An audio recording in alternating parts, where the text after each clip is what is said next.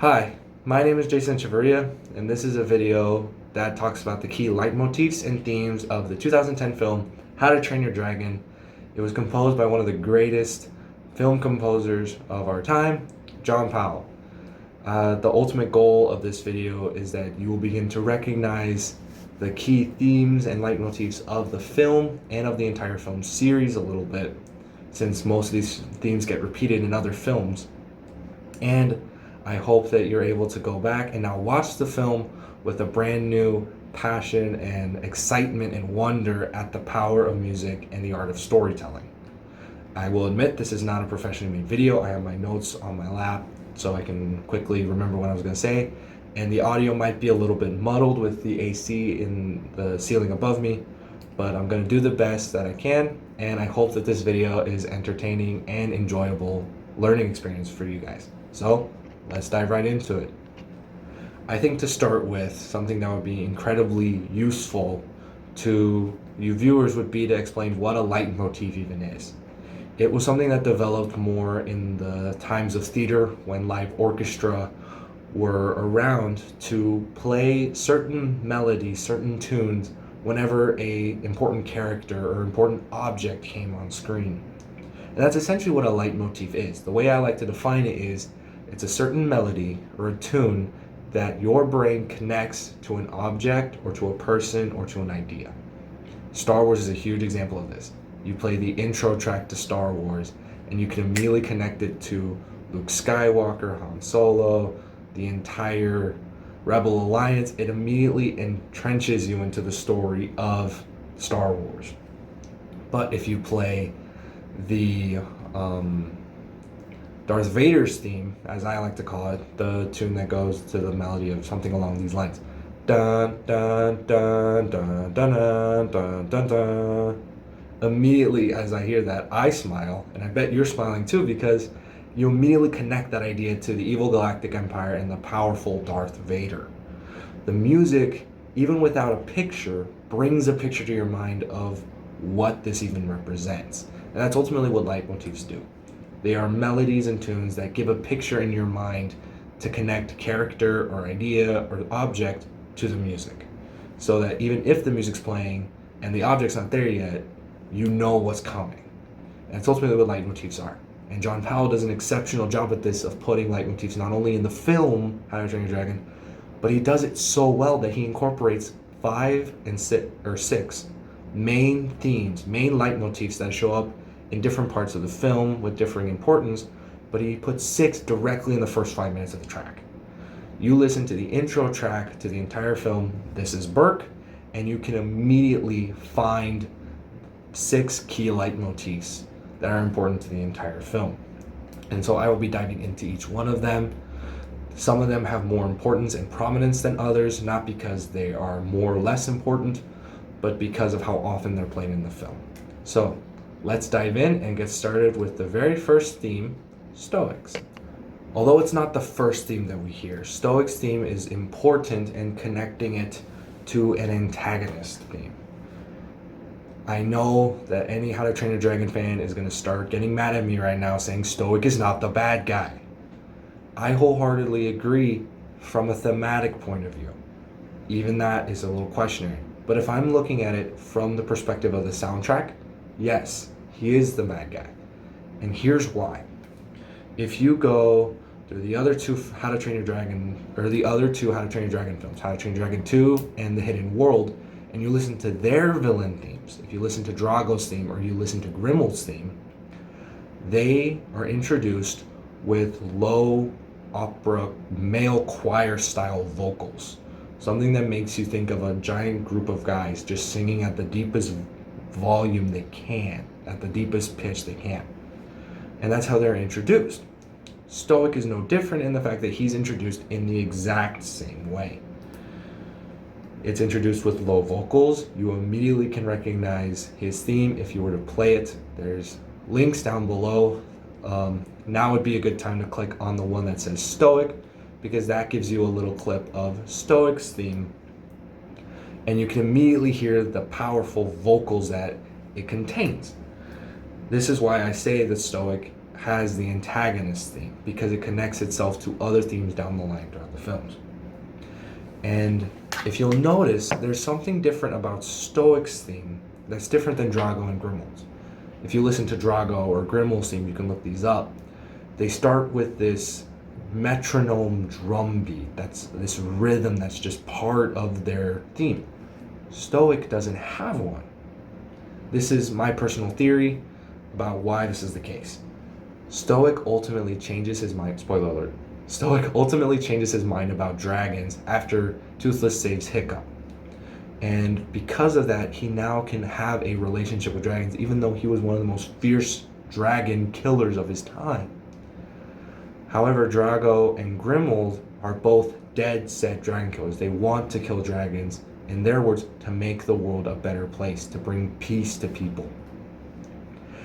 And this metronome drum beat can represent that this is the driving mantra of their lives. This is their heartbeat. They kill dragons. That's what they do. That's who they are.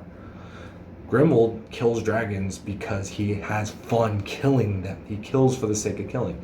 And Drago is ultimately the same way. And they both even use dragons to accomplish their purpose. Stoic also wants to find the dragon's nest and destroy it. Ultimately, not for himself. He doesn't do it for his own glory or his own fame. He does it because he cares about his people. And that's ultimately why Berk is in this battle with dragons. They care about each other. And that's the reason why Stoic doesn't have a drum theme, because he ultimately changes his mind and sees that dragons are not a complete threat to his village. And so he's able to adopt this new worldview. It's an interesting theory. I don't know how many would agree with it, but it is an interesting way to put the antagonist theme as Stoic. It is a little hard to hear, but yes, he is the bad guy, but don't worry, he does change heart as the movie progresses. While on the topic of dragons, I think it's a very good time to introduce the dragon theme. You can click the link in the description that has the dragon theme in it and hear it for yourself. Starting with this rumbling brass sound, this dragon theme is deep and ominous, giving enemy type vibes off of it. This is like typical bad guy music. However, as we talked about before, he's not actually the main antagonist, because that is Stoic's role, sadly but truly. But there's one cool thing that you can notice as you watch this. The specific scene that I'm talking about is when Hiccup is describing each of these dragons, where he goes, "One day I'll get out there, because killing dragons is everything around here." And then goes through the different dragons. How a Natterhead will get him noticed. Killing a Gronkle could get him a girlfriend. A Zippleback is an exotic dragon with 2 heads, twice the status if you can kill it. Monstrous Nightmares are only the best Vikings go after those. And then ultimately the Night Fury, the dragon no one's ever seen. And Hiccup is going to be the first in his village to kill a Night Fury. That's how the scene progresses. But if you listen to the music, every time a new dragon gets introduced, the pitch and the volume of the song increases. For example, when he says Natterhead, change in pitch. Gronkle, change in pitch. Zippleback changes. Monstrous Nightmare changes. And then when you get to the Night Fury, it just constantly takes these little jumps as it progresses up to the climax. That's a cool feature that Powell introduced, that each one of these dragons, as they get stronger and stronger and harder to beat or kill, the more powerful and stronger the music becomes, which is an incredible tool that Powell uses, and arguably one of the main reasons why he's one of the best at what he does. And it's something I would not have appreciated unless I had heard it. And that is the dragon theme. The next theme I want to talk about is this prepare for battle theme. Throughout the sources I looked at, a couple of them argue that this is the actual fight theme, but this is a prepare for battle theme.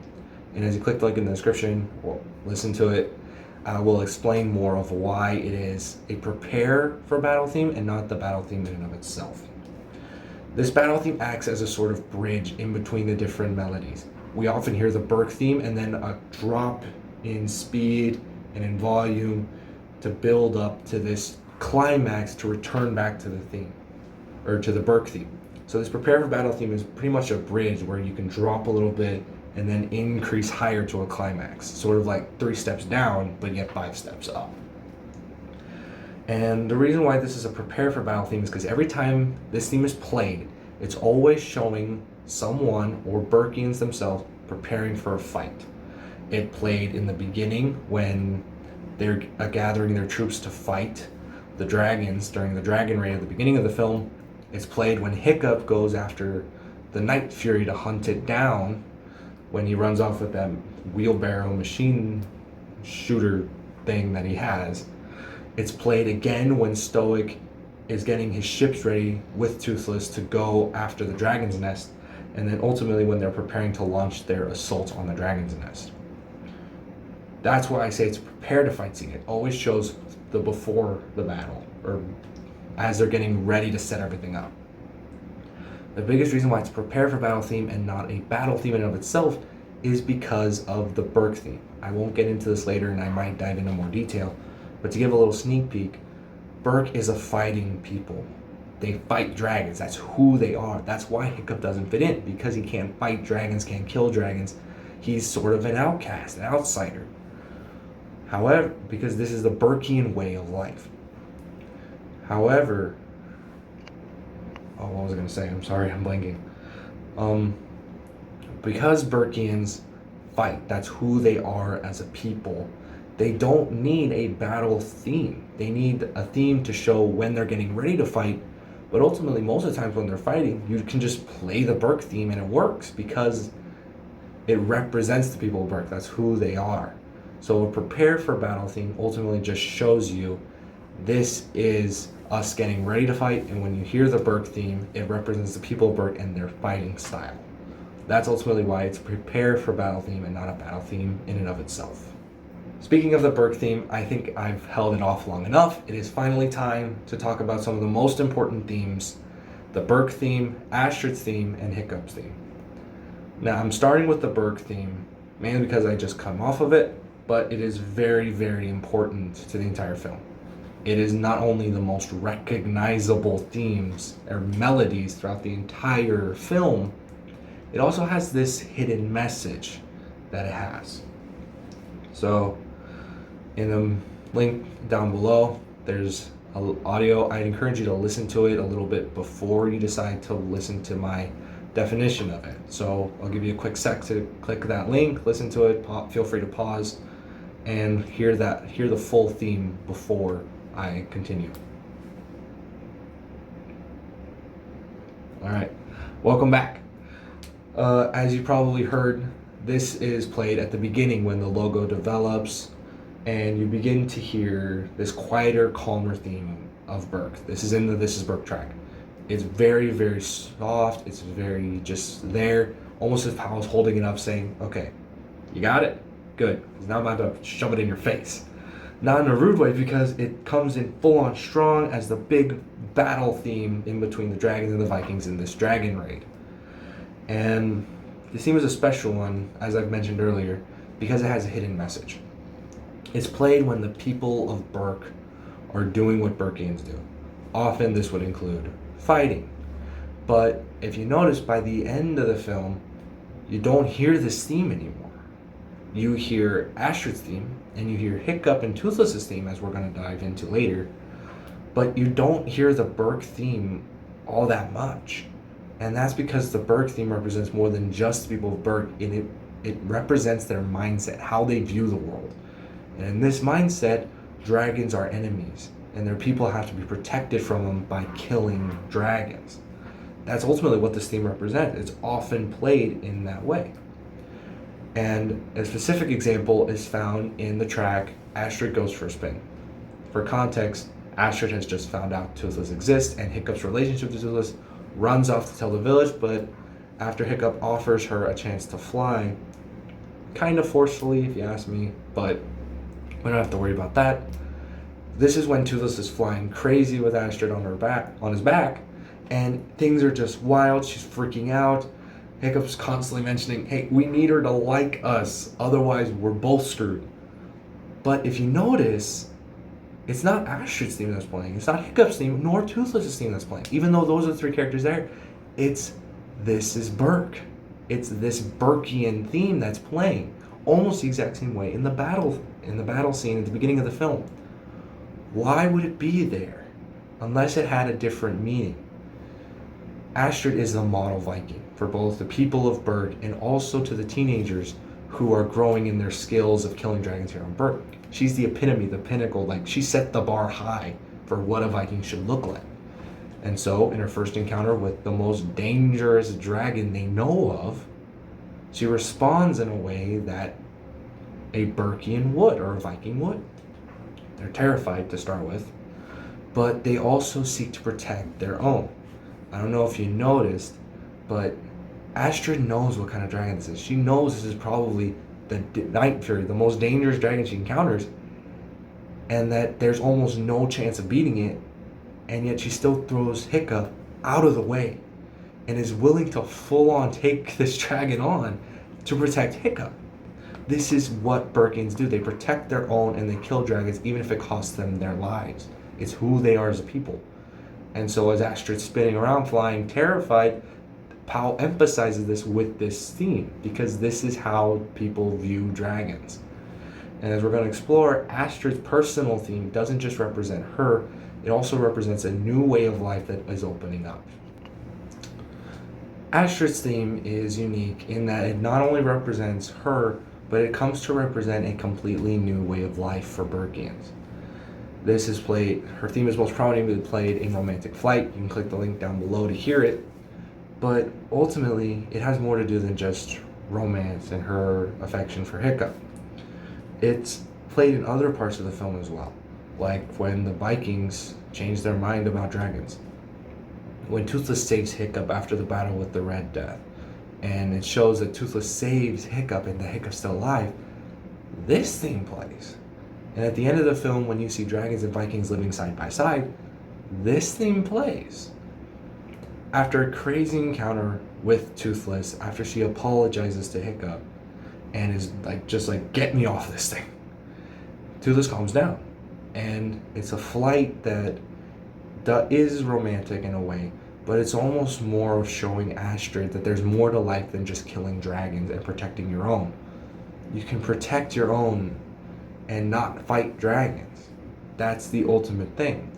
She grows this affection for Toothless throughout the film, or throughout this flight, because at the end of it, she says, all right, I admit it. This is pretty cool. It's amazing. He's amazing. Her view of dragons has completely changed thanks to this flight and thanks to Hiccup and Toothless. So her view of dragons is now one that's more open. She still recognizes that they are powerful, that they are dangerous, but that they're not ultimately enemies. They don't have to be, at least not all of them. And this ultimately comes when all of Berk comes to understand that dragons are not enemies. And they begin to see that, which is an awesome thing to watch because Astrid's theme is ultimately the biggest contrast to the Berk theme. The Berk theme represents the people of Berk, but specifically in this film, it represents the way they used to view the world, how they viewed dragons as enemies. But Astrid's theme not only represents her, but it also represents that this is the new way of viewing dragons as friends. They don't have to be enemies anymore, which is really, really cool to watch.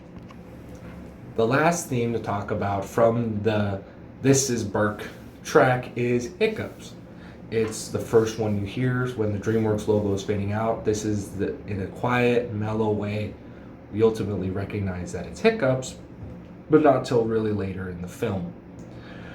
I can't expound on this theme yet. I can't dive into much detail yet, but you can know that that is Hiccup's theme, and it does show up in almost half the tracks of the film. It makes sense, he's the main character. But I can't fully expound on it because we don't have enough information yet. It is coming, but not yet. We're still missing a key character. The clever How to Train Your Dragon fan will recognize that I missed one of the most important characters in How to Train Your Dragon.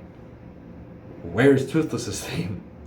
And that's 100% fair and 100% makes sense. However, it's not in the This Is Berk track. Powell does an amazing job putting all the details that you do need to know in the first track. In This Is Berk, he gives the 6 key leitmotifs you're going to need and gives 2 more later on in the film. ultimately showing a development of the story. And so there's two themes that begin to come on in this in a track called Training Out There, where we hear two new themes. One theme is what I call a change theme, and then the next one is arguably one of the most important, Toothless theme. The first new theme to discuss is the change theme. It is in a new track, Training Out There, and the links are in the description down below as I've said it, so I don't think I need to keep letting you know. But although this theme is subtle, it does show up in other tracks. It first shows up in Training Out There, when Hiccup goes to look for the Night Fury. I call it the Night Fury because he doesn't have a name yet. But this is when he's going to look for this dragon. And it's a change theme because once Hiccup finds this dragon, everything changes. And what he chooses to do in this moment ultimately defines his future. For example, let's say that when Hiccup had found Toothless, he actually did decide to kill him. He did actually cut out his heart, take it to his father, and show them that he did kill this Night Fury. It wouldn't be shocking if he ended up exactly like Grimald in the third film. Sorry, spoilers if you haven't watched it. But he killed all the Night Furies. He started when he was just a boy, about the same age as Hiccup. And ever since then, killed Night Furies. And it was a hero in his village as a famous dragon killer. What kind of person would Hiccup have become if that was what he chose to do? But because he didn't, this is the world we're in. And this theme ultimately shows that something is about to go on that's about to change things, and change things probably forever. Another time this is played is when Hiccup is making Toothless's new tale. You hear it a little more stronger than you do, and a little deeper, more profound in this track than you do in the Training Out There. And it's ultimately another change theme. Here's why. Toothless cannot fly without a tail, with only half a tail. Like, that's not an option. And so Hiccup making this tail for him that he has to control is going to ultimately lead to a relationship and a dependence on one another.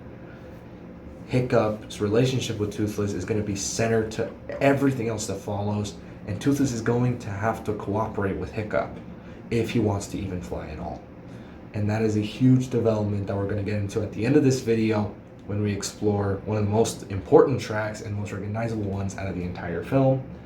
But I think it's time that we introduce everyone's favorite dragon, Toothless. The first time we get to hear Toothless's theme is again in the track Training Out There. It's not the strongest or the most obvious one yet, but it still makes sense. For example, when we first interact with Toothless and Hiccup raises his knife to kill Toothless, this is when you hear it. It conveys a sense of fear, of dread, like this is what's about to happen. It's scary. It's frightening. I mean, Toothless is about to die. Like, it's scary. And that's the music ultimately complains with. But once Hiccup spares his life and realizes that this is the mess he made, we hear Hiccup's theme. It's way slower, way more somber, filled with regret in a way. The same way Hiccup is at what happened. And so once Hiccup sets him free, Toothless immediately jumps out, pins him down, and this is again when we hear Toothless' theme in full force. This is the next time we hear it. And in this full force, you hear bagpipes in the background playing this theme. The bagpipes is a key thing, mainly for the other film, named How to Train Your Dragon 2, because the bagpipes ultimately represent something new, something different is going on. He's never had an interaction with a dragon before, not in this way, not this up close. And the next time you hear bagpipes playing a theme is when we meet the Bewilderbeast in How to Train Your Dragon 2, ultimately showing that this is something new, something different. But there's one key thing about Toothless' theme that I need you guys to understand and to notice. Every time we hear Toothless' theme plays, it builds up to a crescendo and then stops. We don't hear an ending. We don't hear a flourish to end it. It only just builds up and then stops. When Toothless has Hiccup pinned down, it ends in a flourish and then Toothless roaring in his face and then leaving. Next time we hear it, again, flourish and then stop. Flourish and then stop. And that's just what keeps happening.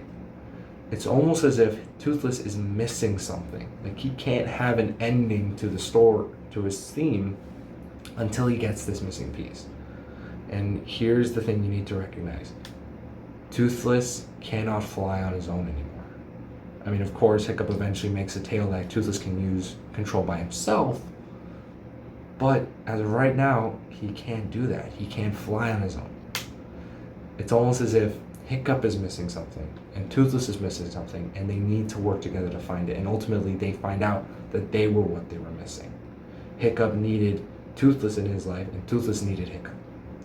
And it is ultimately showed in the most iconic track out of the entire film, Test Drive. Let's dive right into it. Test Drive. The most iconic track out of the entire franchise. You play this and you immediately recognize, oh, I know exactly what's going on. I know exactly what movie that's from. It's the most iconic, in my opinion.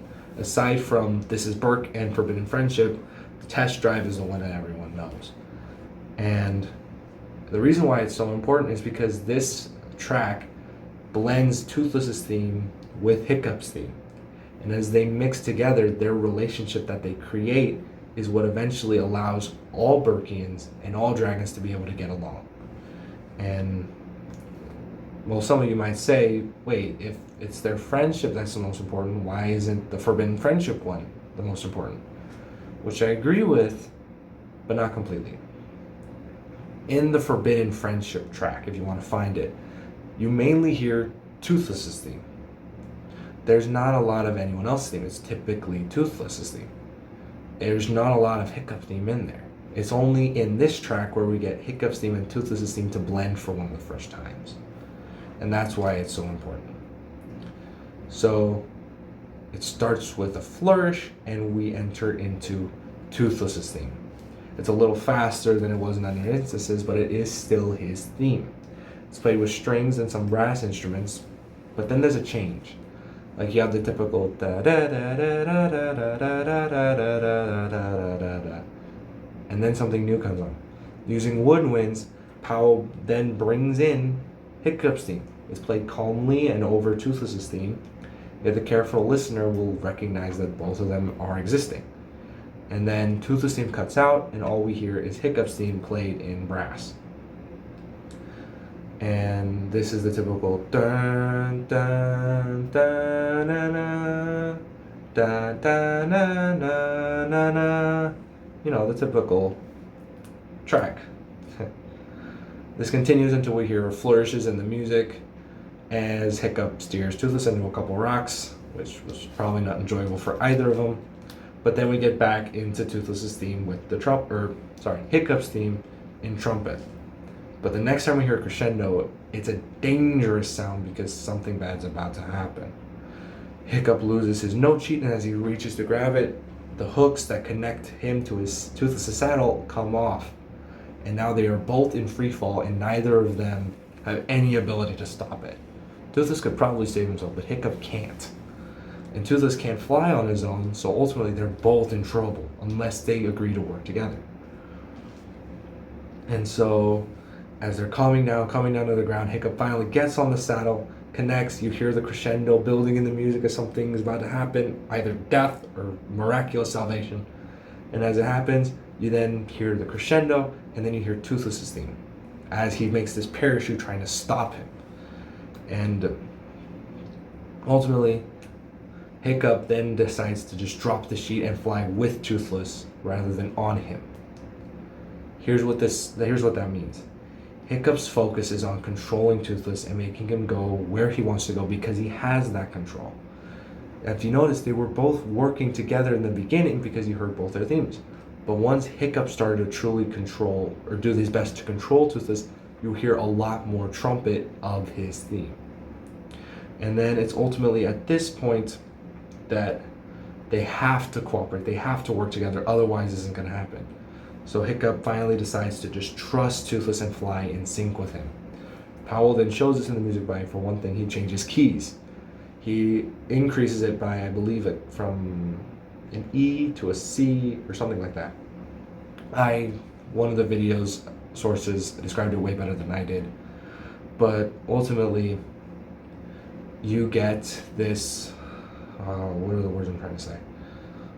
You hear Hiccup's theme and Toothless' theme, and they both blend together and they work together to actually make it out of the single life. And once they're safe, you hear a flourish in Hiccup's theme, but then we finally hear something we've been waiting to hear, the ending of Toothless' theme.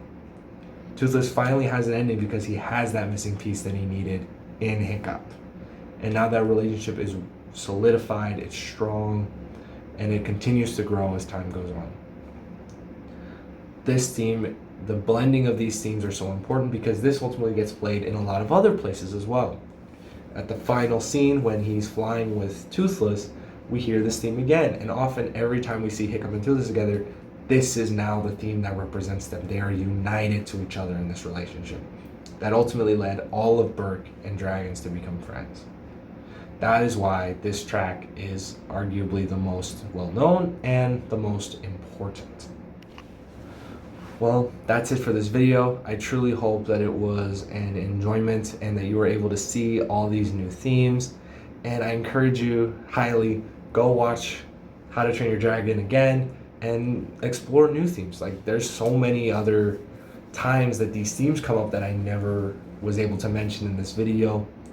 But I truly hope that it was a blessing to watch and that now you are encouraged and have a new sense of respect and honor placed in the film composers, because music can truly make or break a film.